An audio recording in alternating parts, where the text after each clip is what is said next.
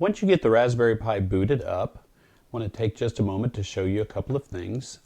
When you have your Raspberry Pi from the SmartRover kit, it's going to come with Thonny Python IDE, which is our programming environment, already installed and a shortcut placed on the desktop for you, along with a shortcut to a folder called Projects. And inside Projects, we have the sample projects that you'll be working with on the Raspberry Pi with the SmartRover.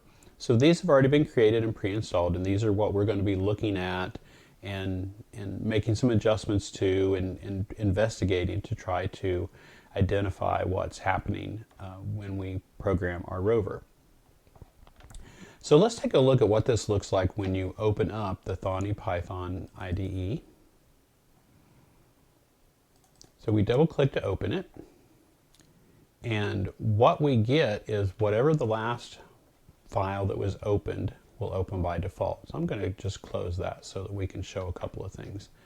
If you were trying to create a new program from scratch, you would click the new icon to start a new program. That would open up a blank programming window, and you could add whatever you wanted there. Notice it opens in tabs, so if I open up more than one, I get them in various tabs, and I can close those tabs simply by clicking the X. Since we have the sample programs available, we're going to use the Load button, and when we click that, it's going to ask us, where do you want to open the file from? And it defaults to the bookshelf, but we can see our projects folder is on our desktop.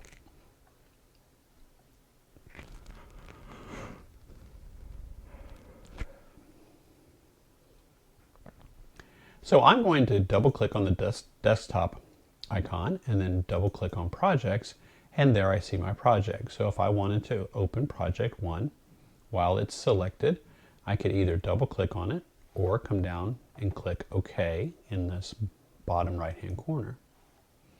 And then it's going to load the project, and as you can see, I have several comments at the beginning.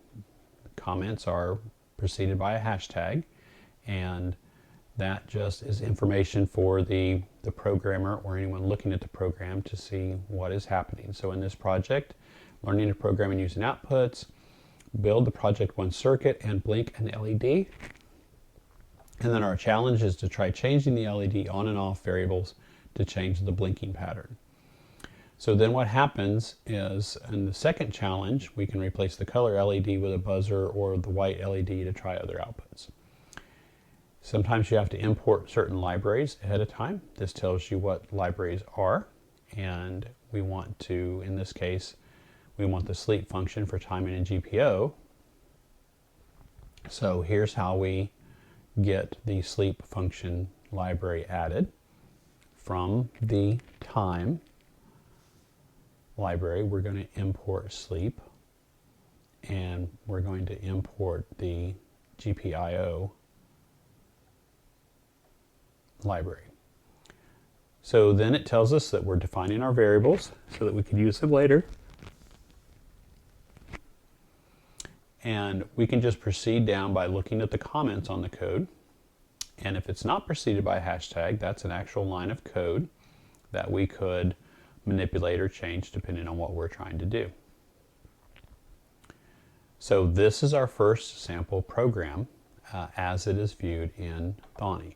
Now, of course, you can do kind of the standard things you would be able to do on anything. You can adjust the size of the window so that you can see a little bit more text at one time. So there's just a, kind of a normal interface.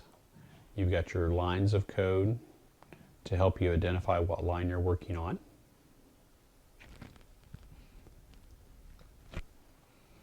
And so Thonny is just a nice, simple, easy to use development environment that we can use with the Raspberry Pi that comes as part of our SmartRover kit.